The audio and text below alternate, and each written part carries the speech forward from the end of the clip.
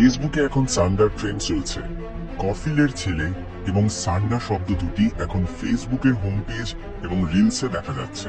এখানে কফিল শব্দটি দিয়ে মধ্যপ্রাচ্যে কর্মরত বাংলাদেশি শ্রমিকদের নিয়োগকর্তাকে বোঝানো হয়। তাদের ছেলেদের, বিশেষ করে ছোট ছেলেকে নিয়ে নানা ধরনের রসিকতা ও আলোচনা চলছে। আর এই আলোচনার সঙ্গে সান্ডা নামের একটি প্রাণীও যুক্ত হয়েছে। শোনা যাচ্ছে কফিলের ছোট ছেলের নাকি সান্ডার বিরিয়ানি খুব পছন্দ। এই ট্রেন্ড শুরু হয়েছে কিছু প্রবাসী বাংলাদেশি ব্লগারের ভিডিও থেকে, যারা মূলত সৌদি আরবের মরুভূমিতে কাজ করেন। অবসর সময়ে তারা ভিডিও বানিয়ে ফেসবুকে শেয়ার করে।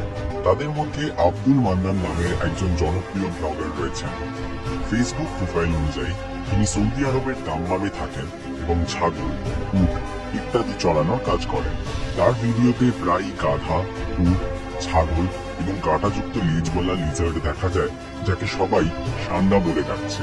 আব্দুল মান্নানের একটি রিলসে দেখা যায় একটি সান্ডা ফোঁস করছে। তখন তিনি বলছেন, ও ভাই ভাই, সাপের মতো